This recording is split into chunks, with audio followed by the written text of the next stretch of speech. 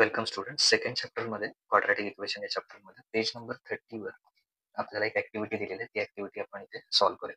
Classify the following polynomials as linear and quadratic. यातला linear polynomial कुठला आणि quadratic polynomial कुठला ते फाइंड आउट करायचं. तर लिनियर साठी लक्षात ठेवायचा लिनियरचा जो इंडेक्स आहे हायेस्ट इंडेक्स, ओके, किंवा डिग्री त्याची हायेस्ट इंडेक्स ती 1 असणार आहे. आणि क्वाड्रॅटिक मध्ये जी हायेस्ट इंडेक्स असणार आहे ती डिग्री किती असणार आहे 2. तर पहिल्यामध्ये बघा 5 इथे एक्सचा इंडेक्स काही नाही म्हणजे किती 1. तर हायेस्ट इंडेक्स किती झाला त्याचा व्हेरिएबलचा 1. त्यामुळे डिग्री त्याची 1 झाली म्हणून ते लिनियर पॉलिनॉमियल. त्यामुळे 5x प्लस 9 हा काय झाला लिनियर झाला. आता सेकंड एक्झाम्पल मध्ये इथे इंडेक्स 1 आहे, इथे किती आहे 2 आहे. ओके, त्यामुळे हायेस्ट इंडेक्स 2 म्हणजे तो क्वाड्रॅटिक झाला x² प्लस 3x मायनस 5.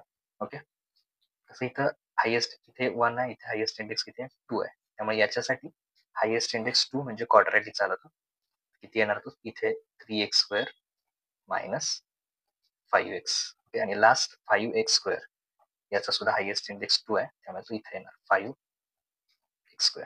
म्हणजे पहिलाच तेवढा काय येणार आहे लिनियर, बाकीचे पुढचे तिन्ही सुद्धा काय असणार आहे क्वाड्रॅटिक. आणि इथे एक राहिला सॉरी 3x² इथे काही नाही म्हणजे 1 आहे. हा प्रॉब्लेम 3x⁻1 मायनस 7.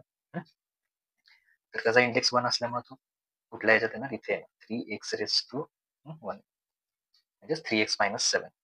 तर याच्यातले हे दोन्ही लिनियर झाले आणि हे जे 3 आहे ओके तर हे क्वाड्रॅटिक झाले. हे दोन्ही ब्रॅकेटमध्ये दोन्ही आन्सर आहे.